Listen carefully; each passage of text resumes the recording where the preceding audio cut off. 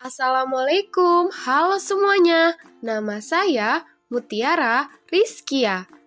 Hari ini kita akan belajar kimia bersama saya, Mutiara. Belajar kimia yuk. Kita akan membahas klasifikasi materi.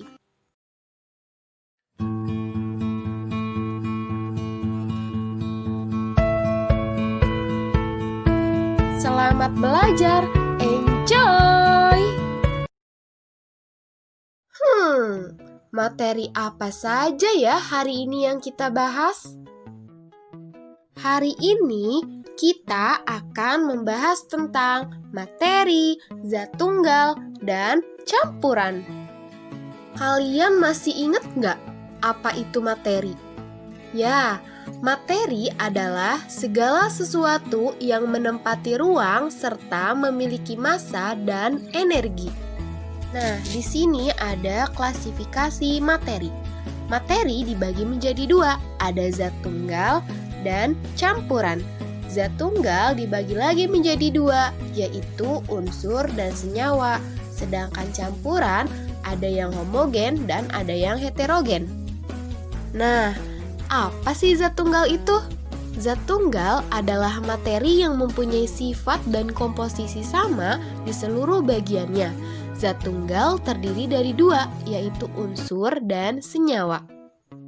Dan yang dimaksud dengan unsur adalah suatu zat tunggal yang tidak dapat mengalami proses dekomposisi menjadi materi yang lebih sederhana melalui reaksi kimia.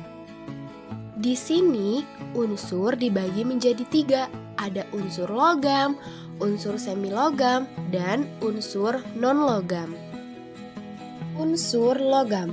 Unsur logam adalah unsur yang memiliki karakteristik yaitu merupakan penghantar listrik yang baik, mengkilap, berwujud padat.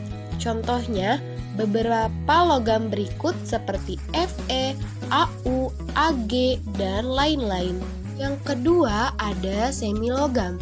Semilogam adalah unsur yang memiliki karakteristik seperti bersifat semikonduktor atau tidak dapat menghantarkan listrik dengan baik pada suhu tertentu.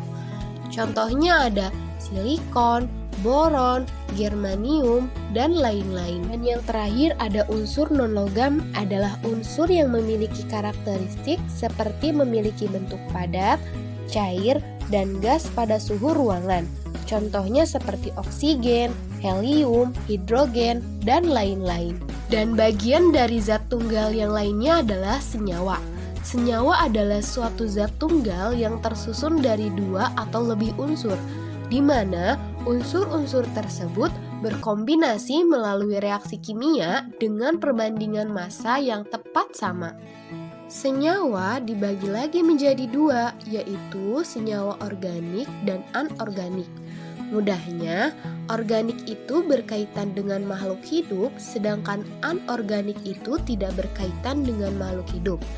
Organik, contoh senyawanya yaitu ada glukosa, protein, urea, dan masih banyak lagi. Sedangkan anorganik contohnya adalah NaCl atau garam dapur, HCl, dan natrium bikarbonat. Dan pembahasan selanjutnya yaitu tentang campuran. Campuran adalah penggabungan dua atau lebih zat di mana dalam penggabungan ini zat-zat tersebut mempertahankan identitas masing-masing.